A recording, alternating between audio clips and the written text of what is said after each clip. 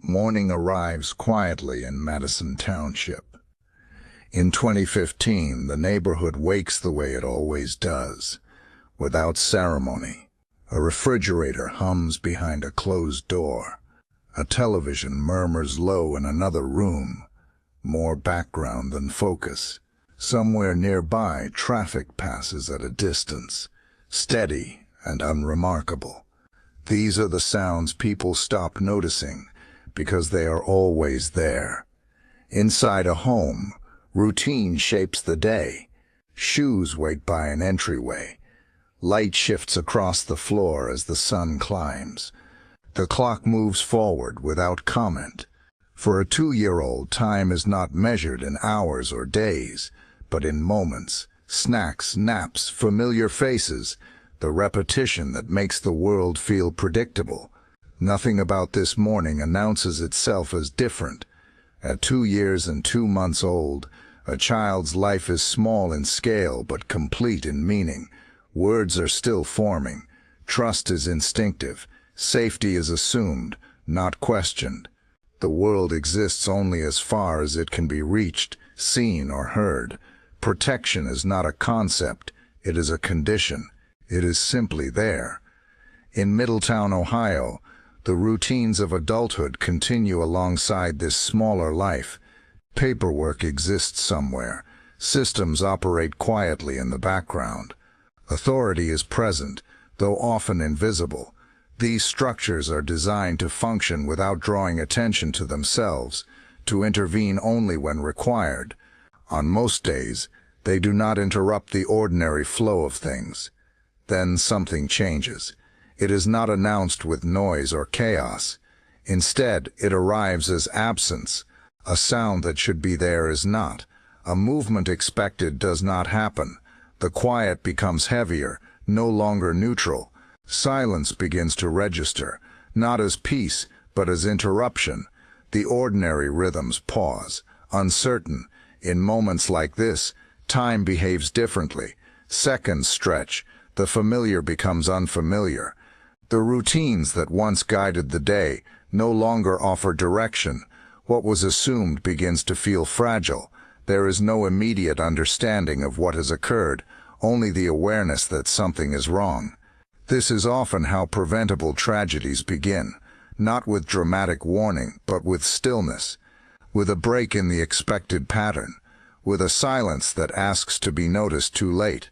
In 2015, in Madison Township near Middletown, Ohio, an ordinary day did not continue as it should have. A system designed to protect existed. Authority was present in name and structure. A parent was involved. A child protection system and a criminal justice system would later become part of the story. But in this moment, none of that is visible. There is only the quiet and what it now signifies. The child's name was Kinsley Railan Kenner. Kinsley Railan Kenner died. Life is not organized into past and future, but into immediate experiences. What is seen, what is heard, what is felt. At 2 years and 2 months, development is rapid and uneven, marked by curiosity, dependence, and discovery, happening at the same time. Every day brings something newly understood, even if it cannot yet be named.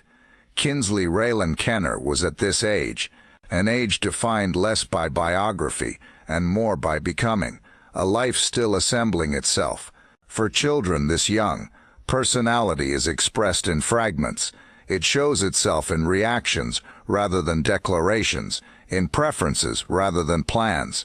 A child might be cautious one moment and fearless the next. Emotions surface quickly and honestly, without filters or strategies. Joy is uncomplicated. Distress is immediate. Nothing is hidden. Small routines shape these early days. Meals, sleep, play, and quiet moments create a sense of order.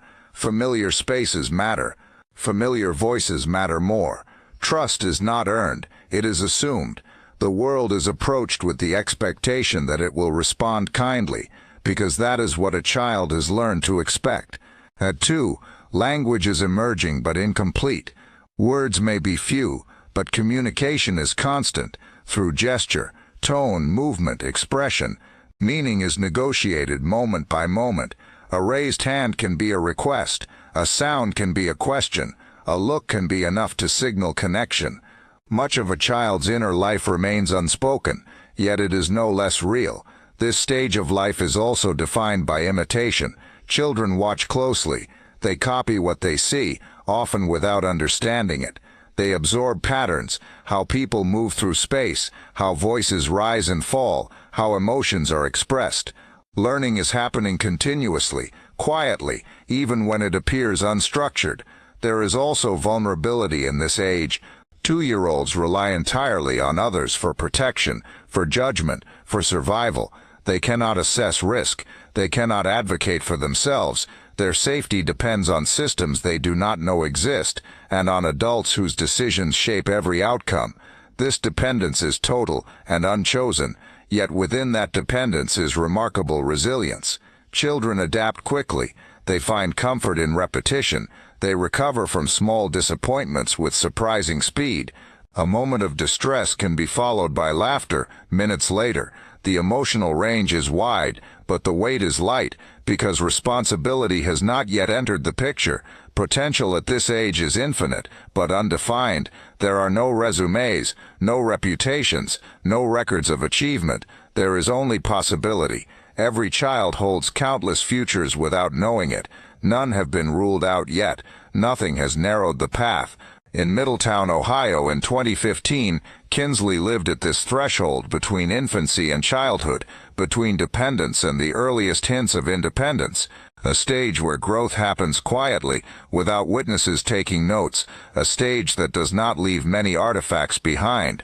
What remains instead is the understanding of what 2 years means. It means early mornings and long afternoons. It means attention that shifts rapidly.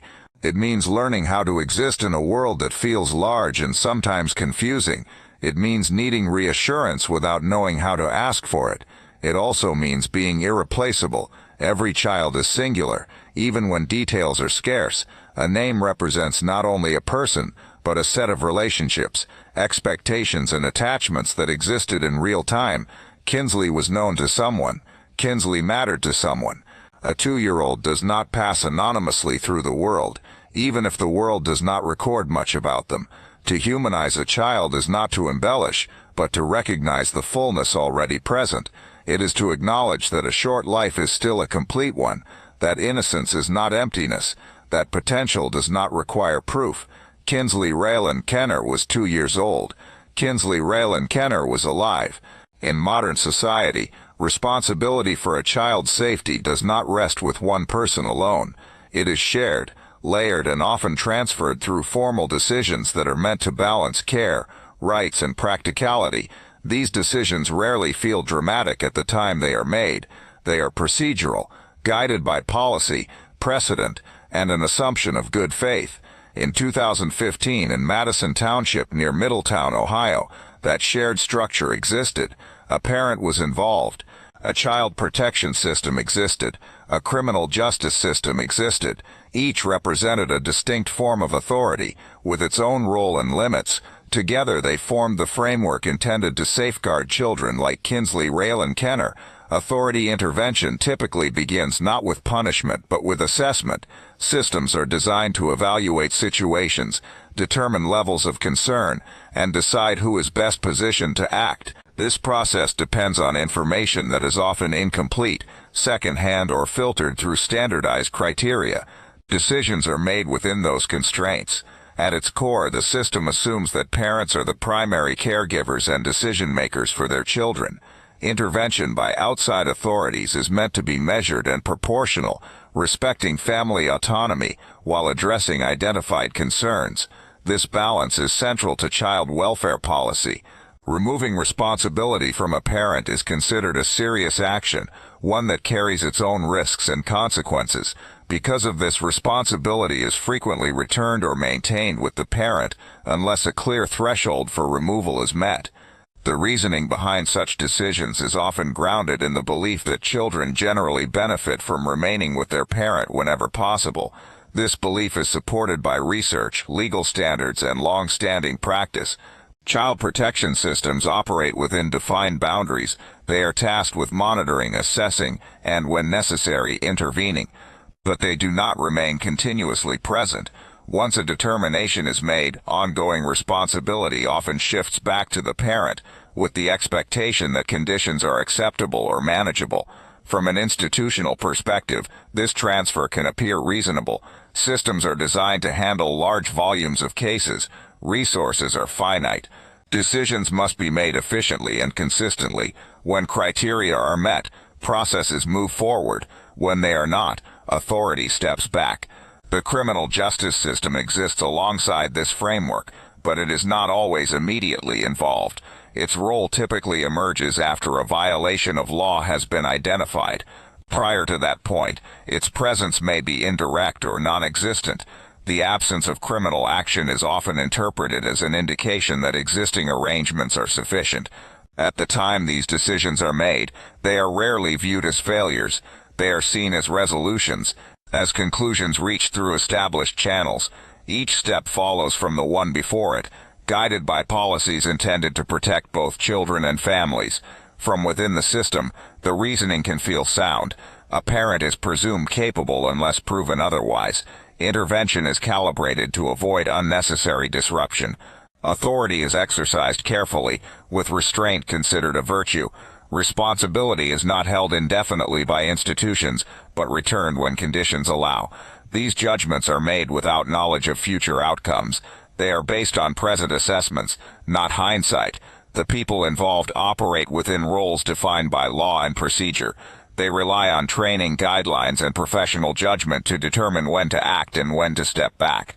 In Madison Township in 2015, this structure functioned as it was designed to function. Responsibility moved along established paths. Authority was present, then receded. Oversight gave way to trust. Decisions were made that at the time appeared consistent with the system's purpose. It is important to understand this, not as indifference, but as process, not as neglect, but as a sequence of choices, shaped by rules, norms, and expectations. The system did not disappear. It transitioned responsibility. This is how preventable failures often begin, not with a single reckless act, but with reasonable decisions made within imperfect systems. Decisions that feel justified in the moment. Decisions that transfer responsibility quietly, without alarm. And once responsibility is transferred, the system assumes its role is complete, unless called back again. Warning signs rarely arrive as clear signals. More often they appear as ordinary irregularities, details that do not immediately demand action. In cases involving very young children, these signs are especially difficult to interpret, because children at this age cannot describe their experiences, and much of their daily life remains unseen by anyone outside the home. Within systems designed to protect children, potential concerns are usually identified through patterns, rather than single events. An isolated detail is seldom enough to trigger intervention. Each sign must be weighed, contextualized, and measured against established thresholds. This process is intentional. It is meant to prevent overreach and unnecessary disruption. One category of warning sign exists at the level of responsibility itself. When care is primarily dependent on a single parent, oversight is limited by default. This is not inherently unsafe, but it reduces redundancy. If responsibility is concentrated, there are fewer opportunities for others to observe changes or inconsistencies. From a systems perspective, this arrangement is common and typically acceptable, but it carries inherent limitations. Another area where concerns can arise is communication between institutions. Child protection systems and the criminal justice system operate under different mandates and timelines. Information does not always move fluidly between them. Gaps can occur without anyone intentionally withholding information. Each system may be acting appropriately within its own scope, while lacking a full picture of the situation. Age itself can function as a complicating factor. At 2 years old, developmental variation is wide. Behaviors that might be concerning at later ages can appear unremarkable in toddlers. Physical marks, changes in behavior, or shifts in routine can often be explained by normal childhood development. This ambiguity makes interpretation difficult and contributes to hesitation. Routine assessments are another area where warning signs can remain muted.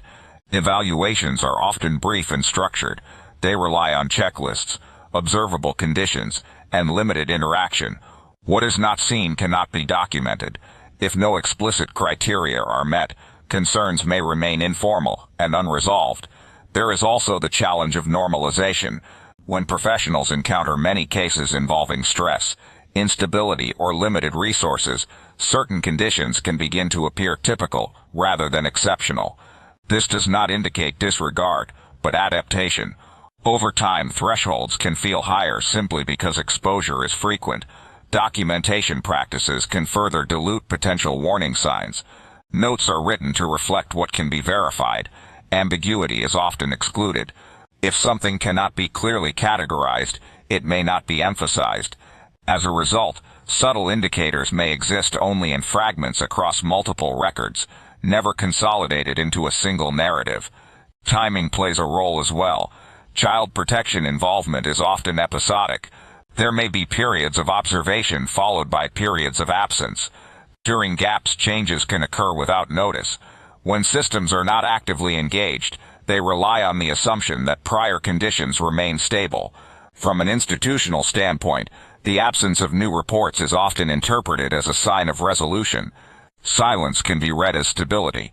This interpretation is efficient, but it depends on the accuracy of the assumption that problems, once addressed, do not return or escalate.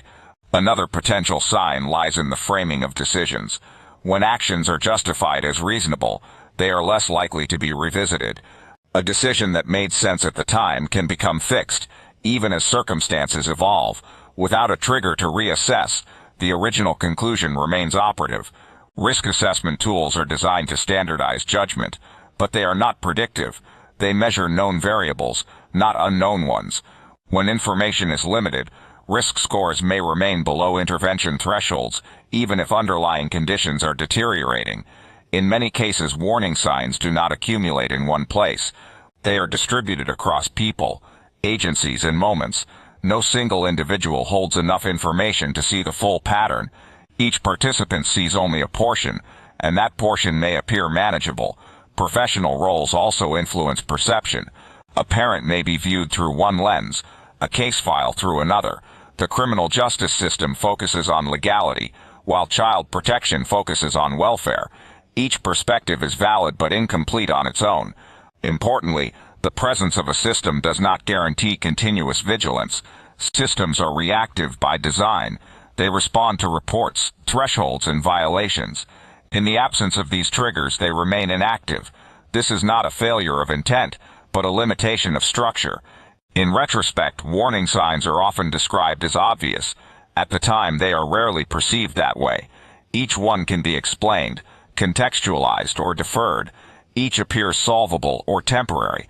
Each on its own does not demand escalation.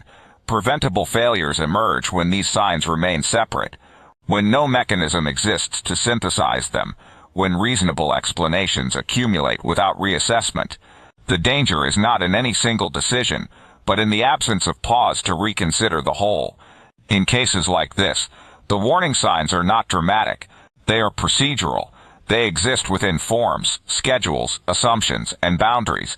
They do not announce themselves. They wait to be recognized. And often, they are not recognized until it is too late. Perspective shapes response.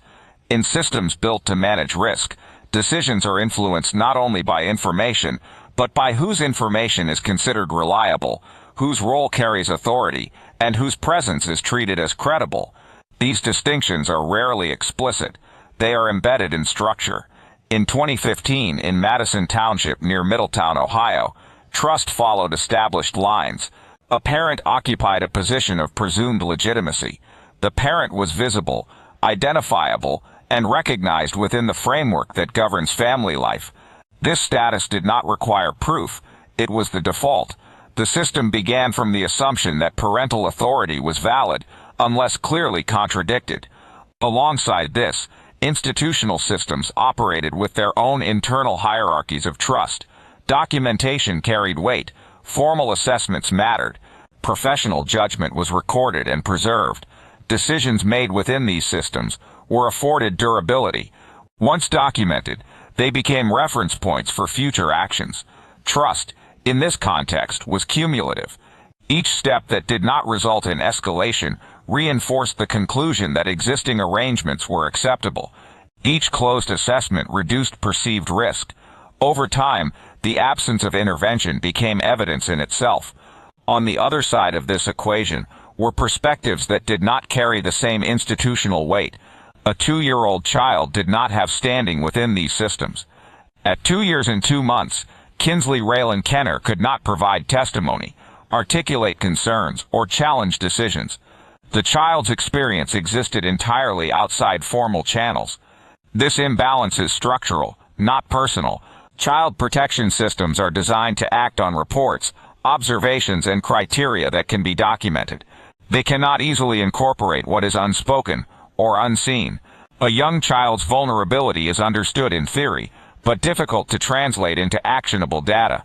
As a result, trust flowed toward those who could participate in the process.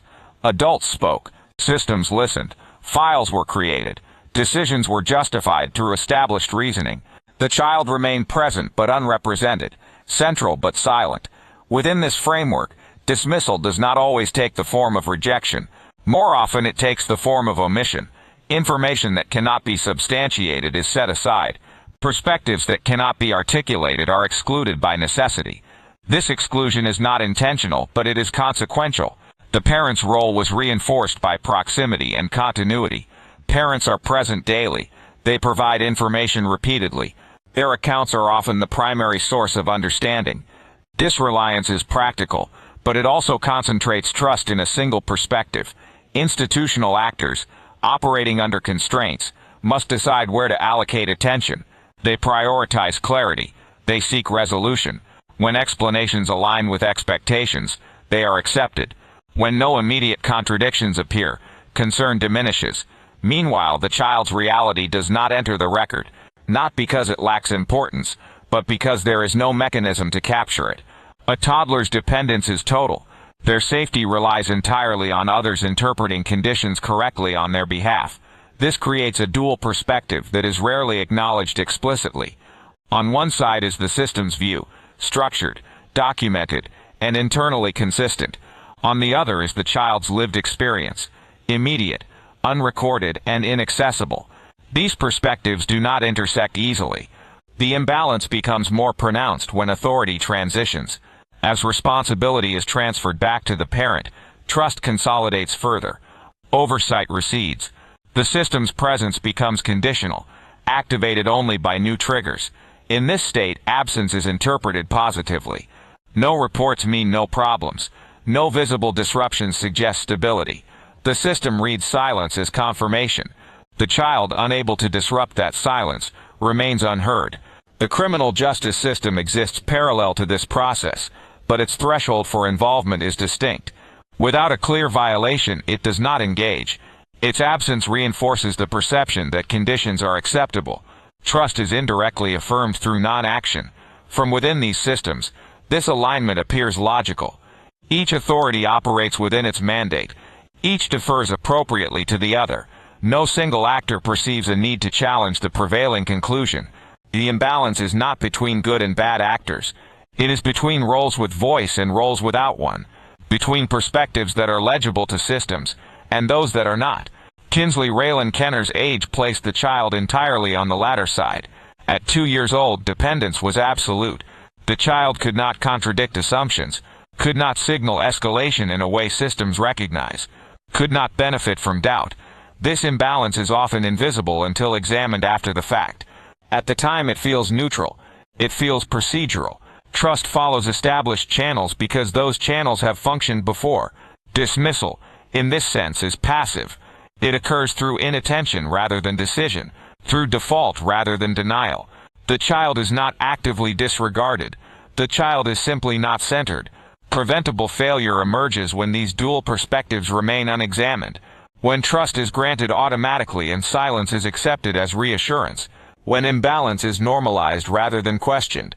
In Madison Township in 2015, authority existed. Trust was placed. Responsibility was assigned. The system functioned according to its design. but the design favored those who could participate and marginalized those who could not. The imbalance spoke quietly.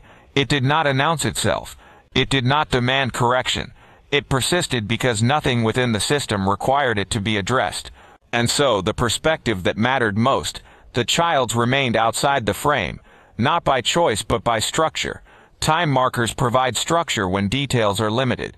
They allow events to be placed in order. As these parameters solidify, the space for ambiguity contracts. Earlier versions of events must either conform to the findings or be discarded. This is not a matter of persuasion, but of exclusion. Explanations that do not fit are removed from consideration. The legal process relies on this narrowing. Criminal justice does not operate on probability alone. It requires thresholds. Evidence must meet standards. Findings must be defensible under scrutiny. During this phase, the focus is no longer on whether something could have been prevented, but on what can be proven. Prevention is a question for later reflection. Law is concerned with accountability as defined by statute.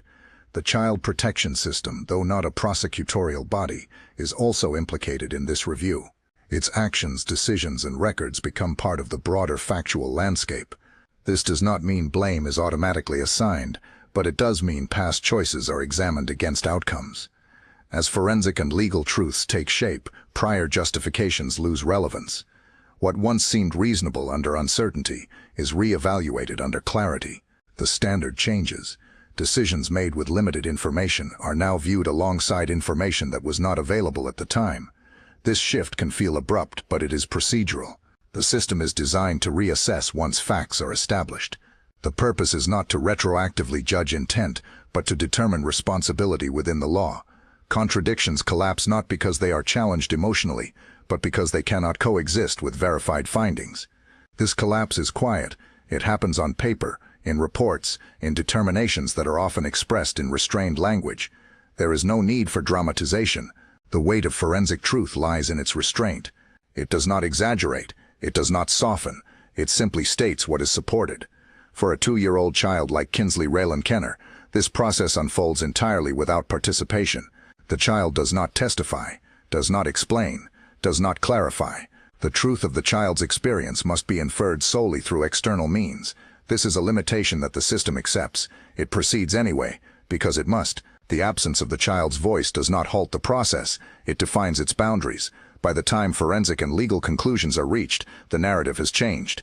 What began as uncertainty becomes defined. What was once assumed collapses into what can be demonstrated. The focus shifts from possibility to record. In this phase, the preventable nature of the failure becomes clearer, not through speculation, but through comparison. What existed before is measured against what is known after. Gaps become visible. The legal truth does not encompass every moral question. It does not address every systemic issue, but it establishes a foundation that cannot be ignored. It fixes certain facts in place. From that point forward, discussion is no longer hypothetical. It is grounded. The story is no longer about what might have happened, but about what did. And once that truth is established, it cannot be returned to uncertainty. Systemic failure is not the absence of systems. It is the presence of systems that function as designed, yet still allow a preventable outcome to occur. In this case, prevention was possible, not through extraordinary measures, but through ordinary safeguards functioning differently. Responsibility, when examined at the systemic level, does not rest solely with individuals.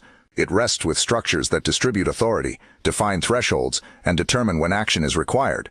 These structures shape outcomes long before any single event takes place. In 2015, in Madison Township near Middletown, Ohio, the systems surrounding Kinsley Railan Kenner existed to protect children. A parent was involved. A child protection system existed. A criminal justice system existed. Prevention depended on how these components interacted, not on their mere presence. One point of failure lies in how responsibility is transferred and released. Systems often assume that once a decision is made, once responsibility is returned or oversight is reduced, the conditions that justified that decision will remain stable.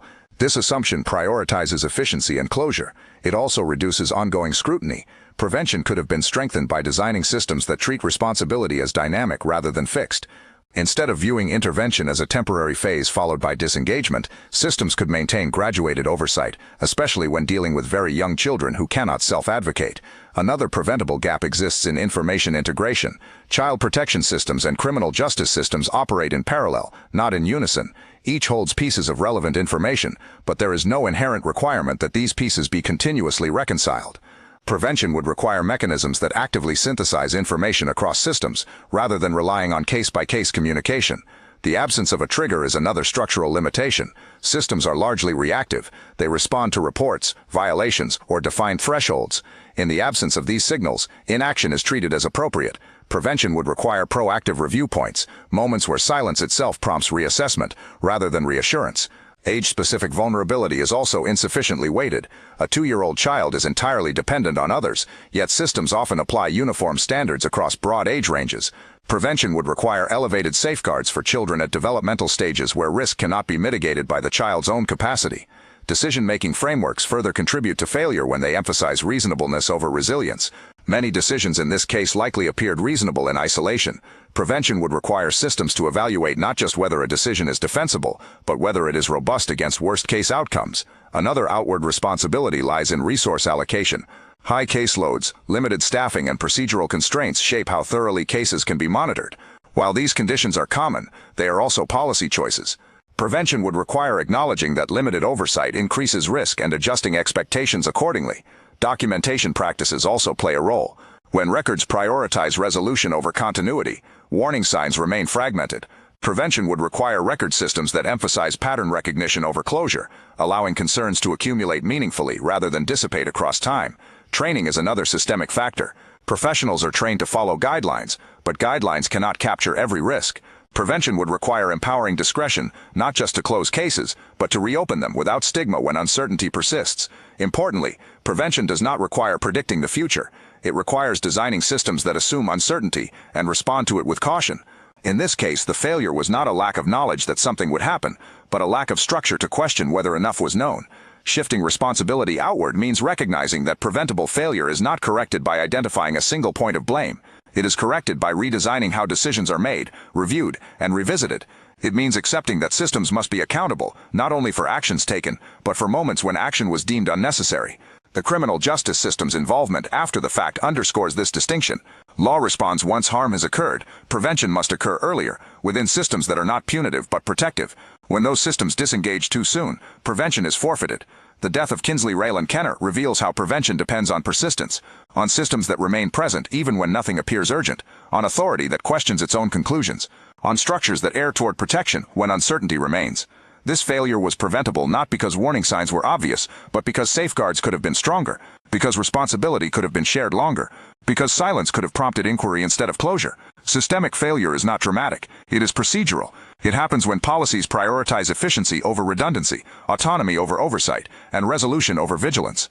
Preventing this kind of outcome requires shifting responsibility outward to the systems that define how care is monitored, how trust is assigned, and how long protection lasts. Until those structures change, preventable failures will continue to occur, not despite the system, but through it. At the end of this account, the focus returns to where it belongs, to the child. Kinsley Railan Kenner was 2 years old. 2 years and 2 months is a brief span of time, but it is not an empty one. It contains growth, learning, dependence, and trust. It contains mornings and routines, presence and need. It contains a life that was active and real, even if it left behind few records. In Madison Township near Middletown, Ohio in 2015, Kinsley existed within ordinary systems and ordinary days. Nothing about the setting was extraordinary. Nothing about the age was unusual. This is part of what gives the loss its weight. The circumstances were not rare. The vulnerabilities were common. The protections were familiar. Remembering a child does not require embellishment. It requires acknowledgement. It requires naming what was lost without transforming it into spectacle. A 2-year-old does not need to be described in detail to be understood as valuable. The value is inherent. A memorial in this context is not a monument. It is attention. It is the decision to pause and recognize that a life ended in a way that did not have to happen. That recognition is an act of respect. Kinsley Railan Kenner's death did not occur in isolation. It occurred within a network of responsibility that included a parent, a child protection system, and a criminal justice system. Each of these exists to serve a purpose. Each is meant to reduce harm. Remembering Kinsley means holding those purposes in mind without defensiveness or denial. Awareness begins with understanding that preventable failure is often quiet. It does not announce itself. It happens when systems disengage too early, when silence is mistaken for safety, when vulnerability is acknowledged but not prioritized. These conditions are not unique to one place or one year. Prevention, therefore, is not about prediction. It is about design. It is about building systems that remain attentive when uncertainty remains, especially for children who cannot speak for themselves. It is about recognizing that the youngest lives require the longest protection. Honoring Kinsley means refusing to treat this story as closed. It means allowing it to inform how responsibility is shared and how oversight is maintained. It means asking whether current systems are structured to notice absence, not just presence. The purpose of telling this story is not to assign blame to a single person or moment. It is to affirm that accountability can be collective, that responsibility can be extended, that prevention is possible when attention is sustained. Kinsley Railan Kenner was a child who depended entirely on others. That dependence did not diminish her significance. It defined the obligation around her. Remembering her name is the first step. Learning from what surrounded her is the next. Awareness turns memory into action. Prevention turns loss into change. This is the legacy that remains possible.